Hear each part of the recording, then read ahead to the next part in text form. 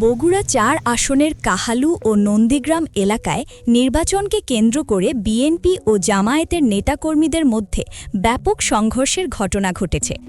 অভিযোগ উঠেছে, ভোটের টাকা বিতরণকে কেন্দ্র করে দুই পক্ষের মধ্যে প্রথমে উত্তেজনা সৃষ্টি হয়, যা পরে সংঘর্ষে রূপ নেয়। ইতিমধ্যে আমার ইউনিয়ন বিএনপি সভাপতি মাসুদ রানার চোখ হারানোর সংবাদ পেয়ে তার মা কিছুক্ষণ আগে স্ট্রোক করে মারা গেছে। আমরা দোয়া করি আল্লাহ তাকে জান্নাতুল ফেরদৌস নসিব করুন।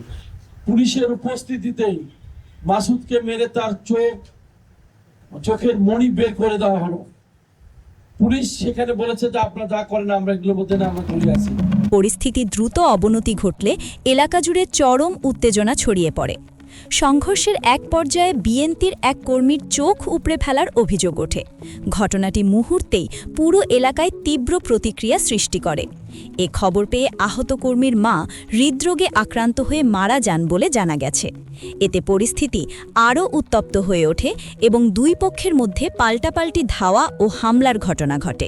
9:30টার দিকে, যেহেতু গতকাল নির্বাচনী প্রচারণার শেষ দিন ছিল, স্বাভাবিকভাবে বিভিন্ন এলাকায় মিছিল হয়েছে, সর্বশেষ গণসংযোগ হয়েছে। আমাদের নন্দীগ্রামের তালতামাজগ্রাম ইউনিয়নের একেবারে দুর্গম একটি গ্রাম, যেটি বলে পার্সন গ্রাম, কোনো রাস্তাঘাট নেই ঠিক মতো। এই গ্রামে আমাদের কর্মী ফারুকের নেতৃত্বে কয়েকজন সেখানে গণসংযোগ করছিলেন। এশার নামাজ পর থেকে শুরু করেছিলেন। মাঝপথে 9:30টার পরে হঠাৎ করে তাকে অনেকগুলো মামলার আসামি, অসংখ্য মামলার আসামি, সেখানে স্থানীয় নেতা সম্ভবত মাসুদ বিএনপি সভাপতি মাসুদ এবং তার ভাই রবিউল, বাহিনীর প্রধান রবিউল, তাদের নেতৃত্বেই জনগণের সামনে তাদের আক্রমণ করা হয়। সেখানে তাদের মাথা ফেটে যায়। আমাদের কাছে ছবিগুলো আছে।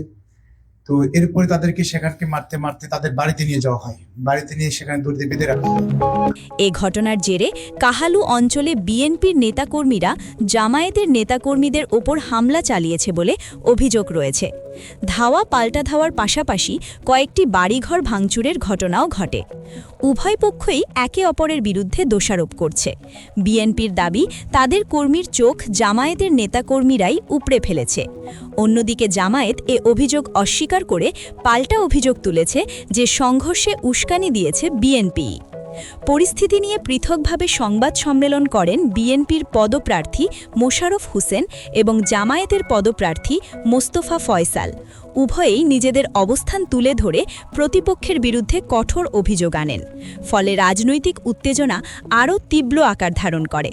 ক্রমবর্ধমান সহিংসতা নিয়ন্ত্রণে আনতে আইন শৃঙ্খলা বাহিনী ঘটনাস্থলে মোতায়েন করা হয়। সে হচ্ছে জুলাই যোদ্ধা, হ্যাঁ হতে পারে, আমরা তাকে অবশ্যই রেসপেক্ট করি। আমি জুলাই যোদ্ধা হই আর মুক্তিযোদ্ধা হই, আমি কারোর উপর কিন্তু আঘাত আনতে পারি না।